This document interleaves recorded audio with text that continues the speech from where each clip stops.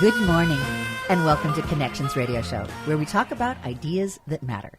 I'm glad you've made the connection and are with us today. I'm Laurie Fitz, your host, and the goal of our show is to explore a wide range of topics that challenge us to see ourselves, our community, and the world around us in ways that get us connected, and perhaps inspired or challenged to do just a bit more because we've made that connection. Our topic today is, what the heck really is AI? I'm approaching our topic of AI with a beginner's mind, which is fairly easy because I feel pretty much a beginner in this understanding. But I do have a bunch of stuff that I've heard kind of like in bits and pieces about AI. And the goal of a beginner's mind is to temporarily let go of any learned ideas and concepts so that we can approach a situation from a new perspective. So my goal today is to gain some new perspectives and make some connections. So thank you for joining me on the journey. Hosting with me today is Rick Bernardo. Rick, you brought a guest. Will you tell us about your connection with our guest, Jana Eggers? I brought a guest from a distance in the Boston area, and Jana Eggers is someone I met years ago, and I want to mention how that happened. But her current status is, after 30 years of technology and leadership experience, she's now with Neuralogix, and they work with cognitive AI, which we'll go into again. What the heck is that version of AI? And she's worked for many years with like Intuit, American Airlines, National Laboratory at Los Alamos, all kinds of startups for small businesses, and now with large businesses with AI. She's a speaker, a writer, a mentor on AI and startups, and she's also a marathoner. And that's around the time when I first met her. Right after that, I saw her doing the Boston Marathon online or something about that. But the way I met her, this speaks to who she is. I was working with In the Heart of the Beast Theater. And I was having trouble with the database, and she was senior vice president of products and marketing at a company that made our database. Make a long story short, I left a message with the company. I got a call back from this senior vice president of products and marketing, and she was homesick at the time. And that speaks to something about deep customer service commitment. Dedication. Yeah. And she was wonderful, and I never forgot her. So, Jana, thank you for being with us. Hi. Thank you. That's a very nice introduction. I really appreciate it. And it touches me that you remember that. Welcome, Jana. So I assume that you bring that dedication to all that you do, just from looking at some of the work that you've been doing, the speaking engagements. You just got back from Spain, and you're joining us on the radio, which we deeply appreciate. Thank you. So you're with Neuralogix, right? Yes. And it started a little differently than a lot of the other AI companies. Tell me how your company is just a little bit different. So there's two things that are different. The first is that Nara actually means happy in Greek. And so the idea was that we wanted to bring happiness to some of this logic and really use AI to ease up what people are doing. So what people are talking about when they talk about augmenting AI now. So things that augment and make our lives easier as humans. The second place that makes us different is that we came out of the neuroscience department at MIT. So we didn't come out of CSAIL, which is the computer science AI lab, which is great, and they're amazing, and they're actually across the street from each other. So there's lots of interaction there. But our focus has been more learning about how the brain actually makes decisions, to be inspired by that, not to mimic it. And that's a big difference as well. To take inspiration from how we make decisions on, a couple of sandwiches a day, and then you hear things about how ChatGPT and how much energy that it's taking, and that they're needing to build, nuclear reactors. None of our brains work on anywhere near that power. So how do we do that, and how can we learn from that? That's fascinating. But I went on, I have to admit, I thought, okay, we're going to be talking about AI. So I went on to AI to ask some questions about AI. And I thought I'd start with some of the stuff that I have found on AI that you could be able to help me better understand. So AI, according to AI, is artificial intelligence. It's a field of computer science that focuses on creating machines that can learn, reason, and act like humans. AI systems can perform tasks that usually require human intelligence, such as problem solving, decision making, and learning. So it goes on to say about how it uses algorithms to solve complex tasks. It can learn from experience, improve performance when exposed to data sets, and it can make predictions, recommendations, or decisions that affect real life or virtual environments. So tell me, is that a good definition? You know, the problem that I have with that, I love parts of that. I think learn and reason are good because computers in general they've been good at calculating, but they haven't been good at weighing and reasoning. The challenge that I have with it is the act like humans. And I'm like, why are we trying to constrain this machine to acting like a human? Why don't we let it act like itself? And actually, there are things that it does better. There's things that we do better. And let's figure out the most complementary path that we can there. And one of the things that I often tell people is, we love artificial light. I've got artificial light going here to so you don't see, me in a dark, grainy background. But we don't really try and make artificial light replace the sun. No. Right? But it's good for plants. That has some aspects of the sun in being able to grow plants, but it's not the sun, and nor could we ever get that kind of energy going, and nor would we want to. We'd kind of probably dissolve if we did. So we don't think that artificial light is bad when it doesn't replace the sun, right? Right. So like, let's think about how we make the types of artificial intelligence that can really complement and augment and do things, like you said, like help some plants grow that need that boost where it can't reach the sunlight, but it's not replacing, to your point, the sun in general. Right. And so let's, think about those ways that we can use AI. Well, they did give me some examples, AI did, of sort of AI in everyday life. So voice-assisted smartphones, handwriting recognition for mail delivery, financial trading, smart logistics, spam filtering, language translation, precision medicine, environmental sustainability, education, and public welfare. Seems like it gets into a lot of different things that help our everyday life. What are your thoughts on the examples that it gave? I think those are all good ones. They're big buckets. So when you talk about smart logistics, there's probably hundreds, if not thousands of things that it's doing in logistics. Even things like you brought up before, understanding an address on an envelope or, through QR codes and things like that. All of that vision recognition of understanding things was driven by AI. And by the way, that's been, more than 20 years that things like that have been happening. So they're all good buckets and not surprising when you hear things like education. That's a huge bucket compared to, understanding the writing on an envelope. Yes. So the question more is, what is it doing in education and which parts of that education are good, and which parts may be harming our critical thinking. There's been several studies out recently that said AI is harming our ability to critically think and question things. So, and I know you have a good example of that. Share what you think is a good example, because we talked about it earlier about in terms of what ways people might be, just kind of slacking back and not using critical thinking, especially students. Yeah, so it's interesting. I had a really interesting discussion this week with a colleague of mine, and he said that his daughter had to turn in a paper that was 2,500 words. And it turns out kind of at the last minute, she's getting ready to turn it in. And for whatever reason, it had miscalculated and it was 2,600. And so she said, I don't have that long. I have a couple of hours. I'm going to put that into AI and have it cut the 100 words for me. And her dad was really bothered by this. And he said, no, that's really an important part, that, learning to edit is actually harder than learning to write.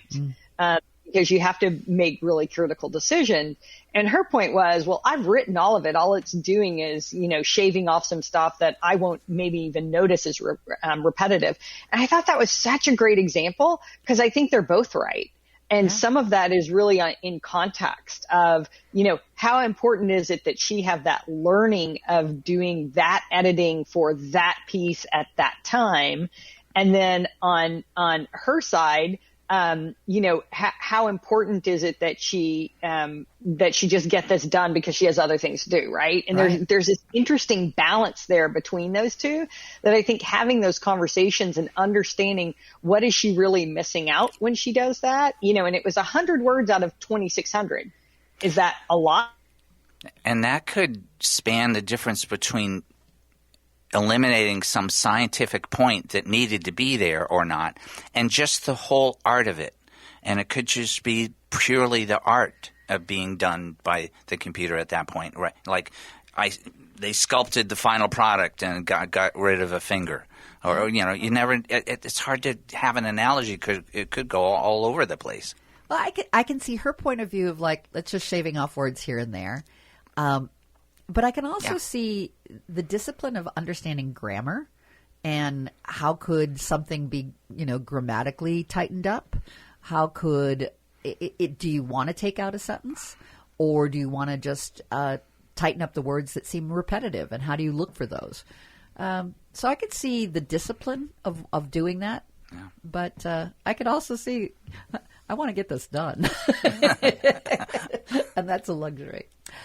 Well, we do need to go to break, but when we come back, Jenna, I'd love to have you talk about more of the opportunities that we can see with AI. And I've got a whole list that, of course, AI gave me that I'm looking forward to asking you about. And then along with that, if we can get to dangers, great. If not, we'll do that in the segment after that. But thanks for joining us. Looking forward to having you come back in the next segment and talking about opportunities in AI.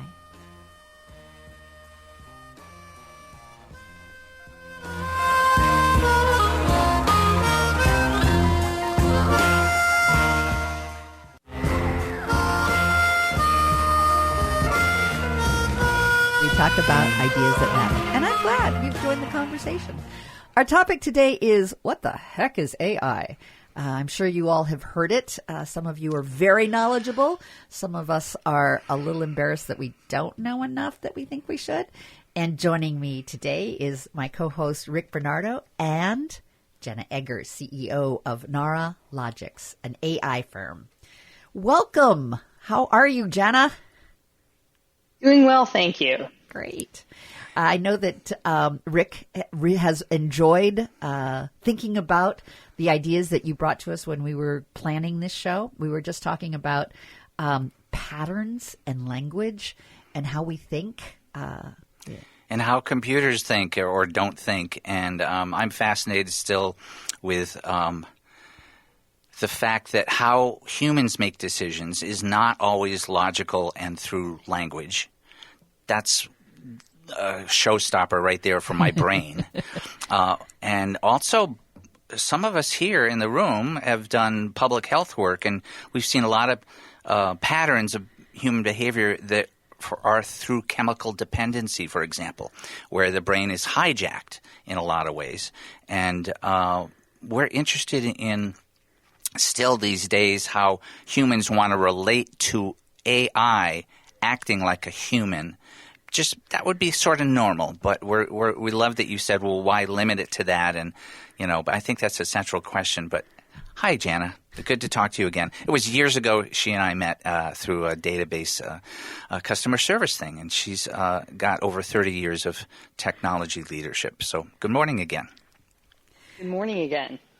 So to help with the show on AI, I did use AI to answer some questions. And in this segment, I'm really interested in opportunities and dangers about artificial intelligence. So what it gave me when I asked about opportunities is it gave me business, healthcare, and other fields. So for business, it talked about automation and how AI can automate routine tasks, which can improve the efficiencies, reduce time, customer service. AI can enhance the customer experience through chatbots. Decision-making, how it can help businesses make better data-driven decisions, competitive advantages, healthcare with diagnostic work, predictive health risks. Other fields, there's data science, there's manufacturing, retail, and education. And I know you do a lot of work in the healthcare. So first, what do you think about all these things that it gave me as great opportunities? And then following up to that, tell me a little bit more about healthcare. So I want to pick out one that you brought up, which is customer service, because there's been a lot of frustration on one hand with AI and customer service of people going to a chat bot and it not understanding it, and not giving them good answers or even right answers. Mm-hmm. You know, there's been plenty posted where it's like, you know, have it tell me, you know, I had one with my watch and trying to hook my watch up to my scale. And it said, well, just go to this setting. And I went and that setting wasn't there. And I said, but there isn't that setting. And it's like, oh, you're right. It isn't there. It was just making it up. Oops. That's frustrating. And, you know, the question is, why does it make it up? And we can talk about that in the danger section. But more importantly, what's interesting about that is where AI has actually been successful, and it you know goes to what we said before, is when it's augmenting the human. So when it's helping the actual human customer service person. And there's been multiple studies on this where they've looked at all different types of call centers, and it helped the people that were new more than it helped people that had already been there, which makes sense. It was like, you know, a 14% improvement for the people that were senior and a 30% improvement for the people that were junior. But more importantly, they were happier because they solved people's problems. The customer service was higher on it. And so let's find the ways to augment rather than replace. So that chatbot maybe that's automated is going to frustrate us, but the chatbot that's helping out the actual agent find the answers better, that's one that actually is going to do better for the people as for the customer service reps as well as the customers. And the chatbots may be with someone even that they're new to be able to like, oh, I don't think that's quite right. And they might be a little bit more suspicious as they've done some work in it than just sort of the naive person that's called in and expects the truth when you ask chatbots a question. And I think that's important. I think it's important not to like look at this as like you're getting the absolute right answer every time. But it's giving you some pretty good stuff that's gleaned from, you know, everything that's on the internet that can be pulled together. Is that right? Yeah, I think that's such a great point. I think what we need to do more of is train ourselves and you know the worldwide community as a whole to think more critically of AI. And that doesn't mean to say, oh, it's wrong, but it's like, why is it saying that? What is it about that that's interesting? What connects with what I know and what doesn't? And we need to train differently. So I'm going to give you a specific example in computer science that I'm particularly worried about and promoting more is, you know, I have a computer science background and I was taught to code. I wasn't taught though to read code. I read my own code a lot and try to figure out where it had problems. But now that we're using a lot of computer generated or AI generated code, people need to still be able to go in and read it and really understand how this fits or doesn't fit their situation. So one of the things I have talked to computer science departments at, because I do talk to them about AI and their AI education, I said one piece that you're not thinking about as you think about training on AI tools is thinking about training people to read rather than write. I mean, not rather than, but in addition to writing, because they're going to be doing a lot more reading of code. It's interesting when you mentioned, you know, being critical of the chat box. As we were talking about that, I loved it because we were just talking about how AI may be taking away from our critical thinking.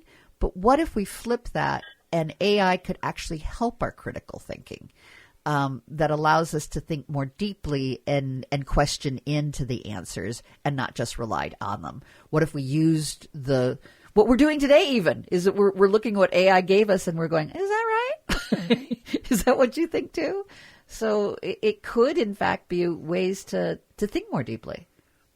I think it goes back to kind of the earlier point, too, of, you know, maybe to your point, using it as a sparring partner and help you with idea generation when you're looking at, hey, the ideas of what to talk about on this show. Right. That may be interesting, but that editing part may be something that needs to be more us. And that's a harder critical thinking skill is the editing rather than the open up and wide range of things that we could consider. And it's coming from a different perspective than we were. So will that help us there? And I think that's a great example. I've got an example of a wake up for me. It was about a year ago. They were launching versions of Meta on Facebook. And instead of searching for somebody, Meta would do it for you. And I just wanted the name of the most recent lawyer for Trump, all right? And Meta answered literally, I'm unaware of any legal issues for Donald Trump. And then I realized, well, that's ignorant. That's profoundly ignorant. And it did take a whole lot of critical thinking to come to that. Yeah, exactly. I was Johnny on the spot with that one, and I think I responded something along the lines of, "You should. This is something you could be aware of if you searched for it," and I think I put it on a chat as well, and I got an answer from Facebook saying Meta is still young and learning things. I guess so. But that's a weird example that is stunning in some ways, and that's just one. Again, I don't know the learning curve for that intelligence or not, but it's an example of how we could use our own critical thinking as well. And editing, and I have to use my editing skills because we are now at the end of our second segment and are going to be going to break. But in our next segment, I've got a few more questions about opportunities, and then we can go into some of the dangers. But there's some really cool opportunities that I'd love to talk to you about, Jana. So stay with us. We'll be back in just a few short commercial break moments and learning more about AI and learning what the heck is AI.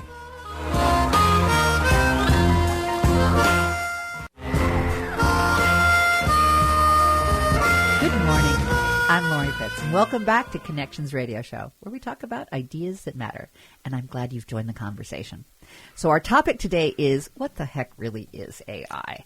And joining me today is my co-host, Rick Bernardo, and Jana Eggers, CEO of Nara Logics.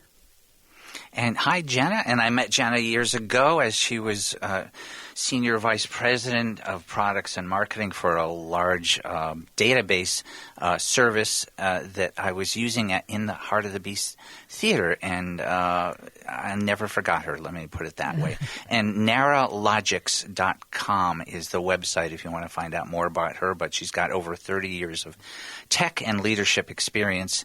And Jana, you said Nara... Was it Nara or Nara? Nara or Nara? Nara, right? Nara.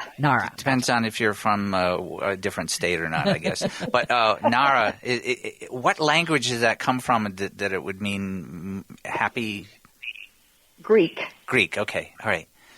Just in case I have to use that in the sentence again. Thanks. Good morning. Well, we've been talking about all kinds of things about AI. What is it? Opportunities and dangers. We talked a little bit in the last segment about some of the cool things for customer service and critical thinking that maybe we can. I loved how you said spar with AI. That gives me a whole wonderful image of thinking about sparring with AI. But maybe accounts receivable too. But no, anyway. See, I went to augmented reality. Oh, okay. Then we can add the actual, augmented reality of us sparring with AI. I like that. And we can do that over AR, which is accounts receivable. All right, then. So healthcare. You do a lot with healthcare and opportunities. Tell us about that.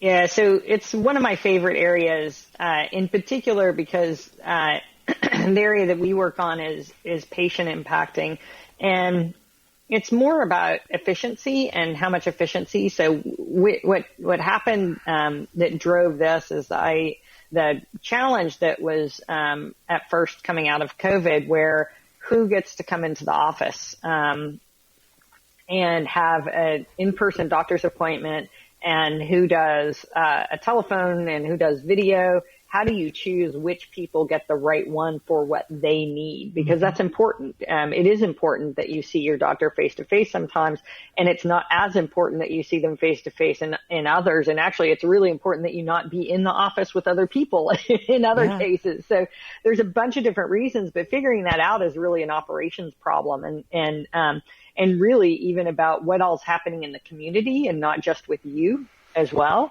And so we started working with one of the largest integrated healthcare providers, and in doing just that, and we could show and we're able to show where they had a pretty significant opportunity in our testing to say, hey, put people in different places, and they're actually more likely to do it. They're likely to take a phone consultation over an in-person.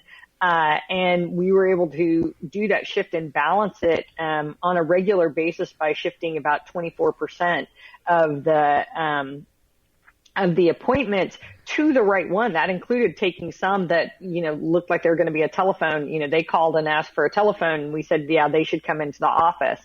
And really balancing that all dynamically with what was happening with the scheduling. And you can imagine even having a call center, which they did to manage all of that, was too complicated. The call center was just looking up what's the best appointment instead of what's the best thing for this person and the community right now in this situation.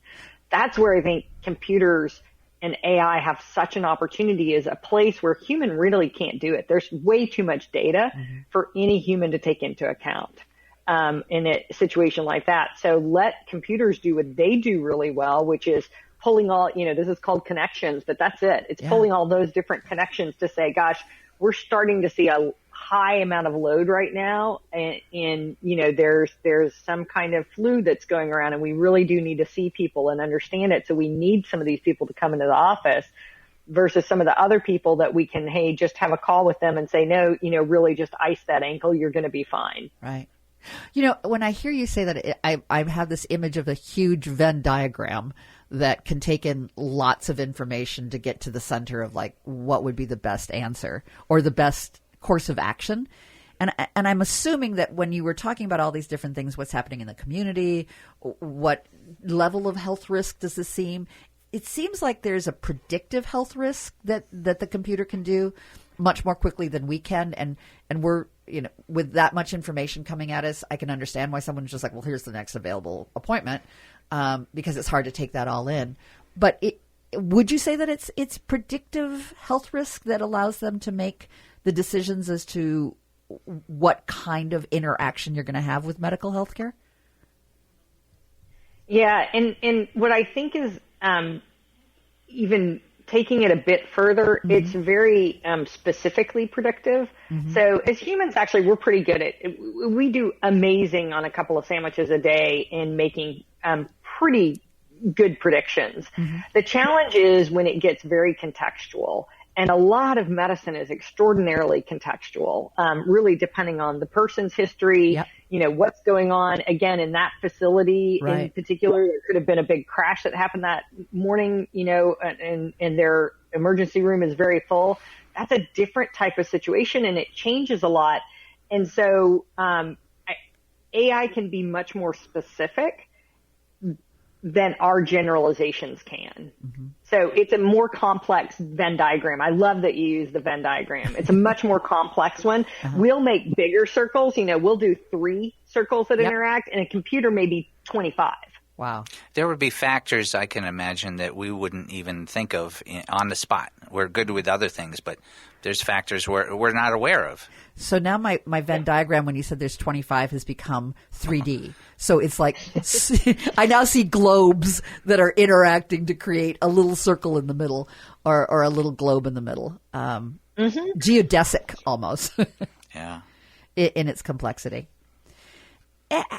And with that, there's other things that it can do in being able to make those strategic planning, manufacturing, retail, education. They automate tasks. And again, it keeps coming back to decision making. It keeps coming back to that Venn diagram. What do you see on the horizon for like manufacturing, retail, or education? What do you see for any of those buckets? So I think for what's good for retail, because it's easier and people like that, is, I would really love it. I have to buy a new computer, as an example, and I can't tell you how much time I've spent researching it. And I have tried to use AI, and it gives me all these answers. I'm looking for a few very specific things, and it gives me all these answers and says, yes, this does this. And I go and look at it, and it doesn't.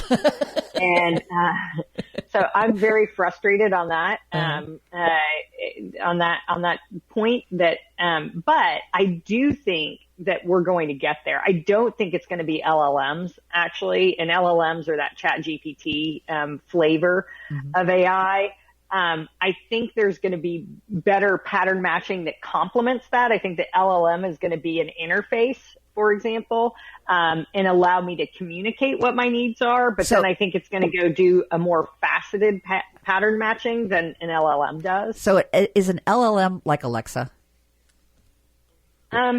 No. Okay. So tell me what LLM is again. We can remember what the heck is AI is my theme today. It's large language something. Yeah. Large language model. There we and go. That's the part that it models out the language. So it says that, this word is like this word, and this word usually follows this word, and this word it relates to this word. So that's the model of the language. Got it. And then the GPT part is how that kind of comes in and comes out. Like, how do I take a sentence and decide to what we call parameterize it, make it the things that then match to that large language model.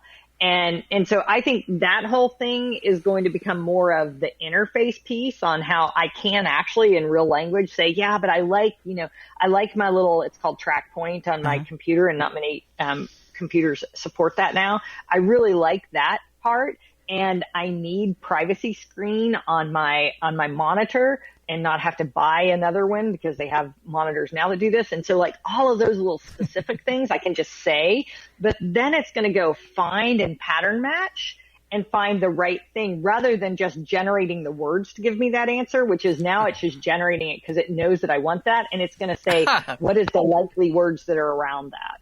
And now my image is, it's a hunting dog. You tell the hunting dog what it needs, and it brings back the stick that you want. Yeah. And so there's that side. On manufacturing, just real quickly, you can imagine there's tons of pattern matching that's going there. But I think in manufacturing, it's going to be more about sensing the environment, what's happening in that environment. So, manufacturing often depends on clean rooms. So is it clean enough for what I'm trying to produce? It often depends on a supply or a flow of something. Or we work with a manufacturer that's process engineering. And so the flow that's going through their pipeline, they used to pull out a sample of something and send it off to the lab and get an answer on the quality back in 45 minutes. Now they can actually take a picture and understand what the quality of what's flowing through there is from that picture, right? Oh my gosh. And if they could do it earlier on, then they're not going to have as many challenges later, and it's going to be less expensive to fix if there is a challenge. I'm hearing. You've got that. Yeah. Exactly. And they can more fine-tune things. And I just realized, if somebody just tuned in, we're talking about what the heck is AI, right? And the different aspects of that with Jana Eggers, CEO of Nara Logics. That's right. So we talked a little bit about retail and a little bit about manufacturing. And early on, our first example was education. But do you have any other ideas that you'd like to share with us about how you see AI is going to be supporting education? I do think it's similar to healthcare, where we can, and we didn't talk about this so much in the example that I gave because I wanted to give that explicit example of operations, but personalized is going to be the key for, I think, retail, medicine, and education, where it's really taking into account how I learn as a person is different. I studied math anxiety in undergrad. And because I couldn't understand why people didn't love math, I loved math. And there's a lot of it with how it's taught. And that's nothing against teachers, but it's taught in one way. And men and women actually learn math differently. Interesting. And so if we can personalize, even at that granular level, if we can personalize to the person and in the way that they understand things, I think we can really accelerate education. And Khan Academy is doing a lot of great testing on that.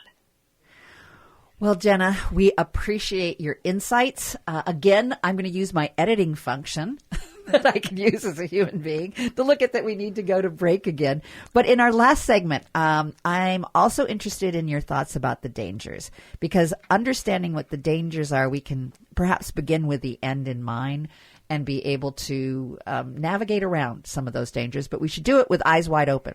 So I look forward to having you come back and talk to us about what might be some of these dangers of AI in our topic today of what the heck is AI. So we'll be back after a few commercials that support this wonderful station, AM 950, the progressive voice of Minnesota.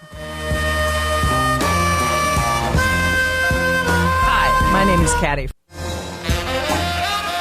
Welcome back to Connections Radio Show. I'm Lori Fitz, and we've been talking about AI and what the heck really is AI. And joining me today is my co-host Rick Bernardo and Jenna Eggers, CEO of Nara Logics, an AI firm. And I met Jana Eggers years ago as she was Senior Vice President of Products and Marketing for the company that ran in the Heart of the Beasts database. And I'm still thanking her to this day for her help in those days. And that was some years ago. She's got over 30 years, though, of all over tech and leadership experience. Hi, Jana. Hi. It's great to talk to you again. And it's great to have you on the show. And to help with our radio show today, as I've mentioned in our other segments, I went to AI and I asked AI to tell me about what are both AI's opportunities and dangers.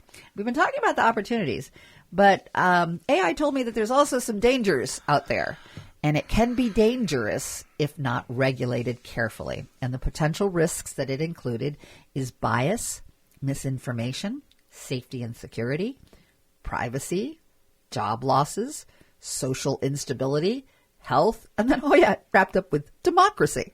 Just throw that in there. Interesting. Okay. You can pick any of those, my friend Jenna. And what do you think about these dangers that AI has shared with me that could exist with AI? So I think, again, like the opportunities, it was very broad and very specific. I think the bias and misinformation are very specific and, have broad implications, don't get me wrong. Mm-hmm. But, the example I gave with my watch and my scale earlier, that was, bad information. And it can be misleading and misinformation. I mean, then if you were to rely on that, being able to, use that to get a scale and then you go to get it and it's not there, it's kind of disappointing. Yes. And there's been lawyers who have had AI generate their briefs and, present that to a judge, and the judge says, that isn't case law. Like, there is no court case like the one that it made up. Oops. There's a huge reputational as well as professional damage that can occur if you're not going in and checking it. And then the question is, gosh, how much time do I have to spend checking it? Yeah. And so those are, and that can be a safety issue if you talk about AI generated code. The code that's that's being used to run many of our systems, if that has an error that isn't caught before it's rolled out, that can be a big safety issue. And then you had, you dropped the big one at the end with democracy. Yeah. I thought it was kind of going through like, and it could also be like, harmful to democracy. And I'm like, good. And it's harmful to democracy through the rapid ability to spread misinformation is really enhanced by AI. It can also help to conceal that so that not everyone is seeing the same thing. So it's showing you something that it thinks you're going to react to. I'm not going to say because that's actually not the case, that it's going for reactions and interactions. Mm-hmm. So some of the things that it listed for democracy, it listed AI could be used to undermine democracy by disrupting elections and driving social division and conflict. I think you mentioned more of the social division and conflict, but it sort of made me nervous about looking at disrupting elections. AI systems can be difficult to understand, even those who work with technology, which can lead to a lack of transparency and accountability. Well, right now you're talking about the entire reason why I joined Neuralogics. So I've been passionate about AI explainability since the early 90s when I was working out at Los Alamos. And the reason why for me then was because I was a theoretician that was working in a applied group, meaning I was coming up with computer models, and then they were actually trying to produce what I was modeling. And they would often look at me and I'd say, oh, well, you should model it this way to make it. In my case, we were trying to make basically plastics that conduct as well as metal. And, they would say, well, if you want me to fabricate it that way, you got to tell me exactly why that's important. And I would just say, well, because, the calculations were done and that's why. And they're like, well, but is it really important that this bond is that way and this one is that way? Or, that one's not as important as this one. And so it's kind of a saliency is often used, what's salient to this. Yep. And so that question of why came up only really because I wasn't studying AI. I was using AI as a tool, and it needed to be more transparent with how it was coming up with things so that I could help the material scientists as they were building these polymers. And so that's kind of been throughout my career. Like, I love technology, and Rick, why you and I interacted really is because I like to understand how people are using it. I don't like to just build the technology. I like to understand how it's being used. And I think that's a really critical part. And you can't, unless the machine is telling us how it's coming to that answer, it's really hard for us to interact and understand where it's right and where it's wrong. So that's why I'm very passionate about. And we're not able to really implement critical thinking if we don't have the factors. If we have the factors that it's depending on, we can evaluate, oh, well, I'm not sure that's the most important factor to consider to come up with that conclusion. But if we don't have that, and we're just like giving up on our own critical thinking and like, well, the computer said so it must be true. Yeah. I can see where you would be passionate about wanting to make sure that transparency and how it's used becomes more understood.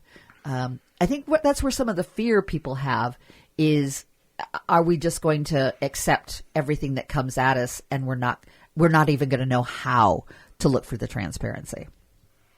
And they should demand it. I mean, it's there. We have a fully transparent AI system. There are other, it's the biggest message that I have for leaders who are leading and adding AI into their systems is, do not accept that these black boxes are black boxes. I'm like, there are night vision goggles, so put them on and expect that your engineers deploy them.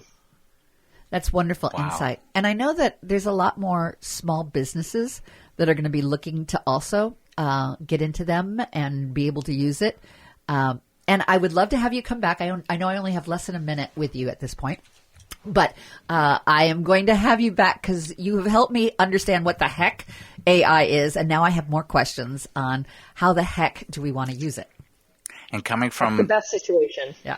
years of teaching cyber tech ethics, this is such an important topic. Jana Eggers from Neuralogics.com. And we look forward to having you come back in the near future. I've got a bunch more questions about how and why and what could our future look like in all the good ways. So thank you, Jana. Thank you.